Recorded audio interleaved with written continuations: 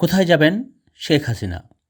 সোমবার ছাত্র জনতার তোপের মুখে ক্ষমতা ছেড়ে ভারতে যান শেখ হাসিনা। ইচ্ছে ছিল যুক্তরাজ্যে রাজনৈতিক আশ্রয় নেবেন।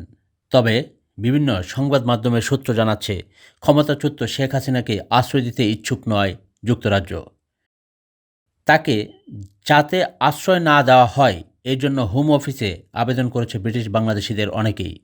এই প্রেক্ষিতে তাকে ব্রিটেনে আশ্রয় দিলে শান্তি বিনষ্ট হতে পারে, এমন ভাবনা চিন্তাও করছে ব্রিটিশ সরকার।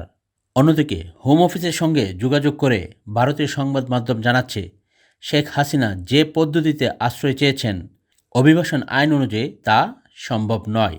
হোম অফিসের এক কর্মকর্তা বলেছেন, কঠিন সময়ে ব্যক্তিবিশেষকে আশ্রয় দেওয়ার ইতিহাস রয়েছে ব্রিটেনের, কিন্তু যাদের আন্তর্জাতিক নিরাপত্তা প্রয়োজন তারা দেশ ছাড়ার পর প্রথম যে নিকটবর্তী নিরাপদ দেশে পা রাখছেন সেখানেই আশ্রয় চাওয়ার কথা। সেটাই তার নিরাপত্তা পাওয়ার দ্রুততম রাস্তা। হোম অফিসের বক্তব্য অনুযায়ী ব্রিটেনে এসে আশ্রয় চাইতে পারবেন না হাসিনা। শেখ হাসিনার সঙ্গে বাংলাদেশ থেকে ভারতে যান তার ছোট বোন শেখ রেহানাও। রেহানার যুক্তরাজ্যে নাগরিকত্ব রয়েছে। একটি সূত্র জানিয়েছে, রেহানা অল্প সময়ের মধ্যে যুক্তরাজ্যে আসবেন, তবে তার সঙ্গে হাসিনাও আসবেন কিনা সেটি নিশ্চিত নয়। এদিকে মার্কিন পররাষ্ট্র দপ্তরের ঘনিষ্ঠ সূত্রের বরাত দিয়ে ইন্ডিয়া টিভি মঙ্গলবার এক প্রতিবেদনে জানিয়েছেন, শেখ হাসিনার ভিসা বাতিল করেছে যুক্তরাষ্ট্র।